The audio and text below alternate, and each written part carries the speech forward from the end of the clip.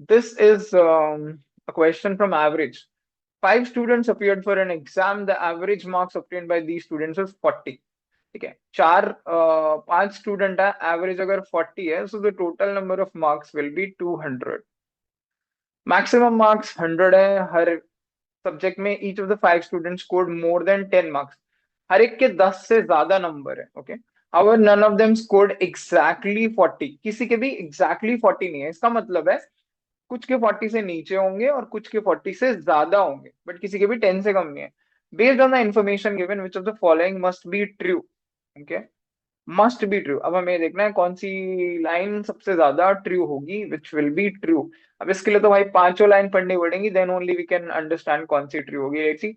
At least three of them scored a maximum of 40 marks. ये तो कोई सीन नहीं बना रहा है. एटलीस्ट लाइक एक, आई राइट इट, एक दो तीन चार पांच ये लोग हैं.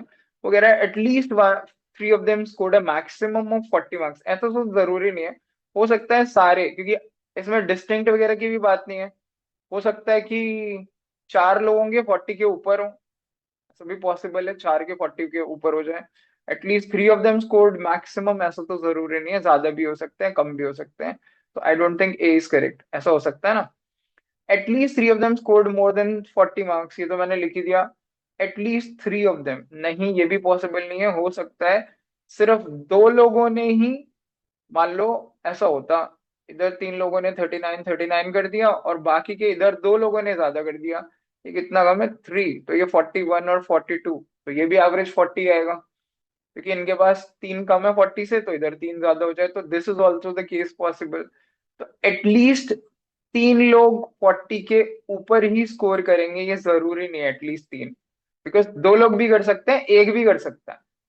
At least one of them scored exactly 41, ये कोई जरूरी नहीं है 41 ही हो सकता है 42, 42, 38 ऐसे हो जाए. That is also not. Must be true. Must be true गलत है. May be possible, that is fine, but must be true we are looking at. Fourth is at most. At most मतलब maximum two of them scored more than 40 marks. Maximum क्यों भाई, maximum क्यों? ऐसा भी हो सकता है ये 39 हो जाए, ये 39 हो जाए, ये 39 हो जाए, ये 39 हो जाए और ये 44 हो जाए. ये भी एवरेज 40 है. एट मोस्ट मैक्सिमम दो लोग हो सके. दो लोग क्यों, ये तो चार भी दिखाए थे मैंने. तीन भी हो सकते हैं.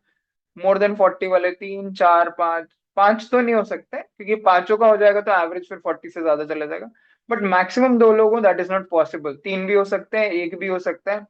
एट मोस्ट है तो मान लिया, बट तीन भी हो सकते हैं, चार भी हो सकते हैं. ये भी तो केस बन रहा था. That is wrong. I think this should be correct then, because चार तो हम गलत कर चुके हैं. At least one of them scored less than 40 marks. This is correct. क्यों? क्योंकि कम से कम एक बंदे के 40 से कम होने चाहिए. This is absolutely correct. क्यों? क्योंकि एक दो तीन चार पांच है ना ये लोग.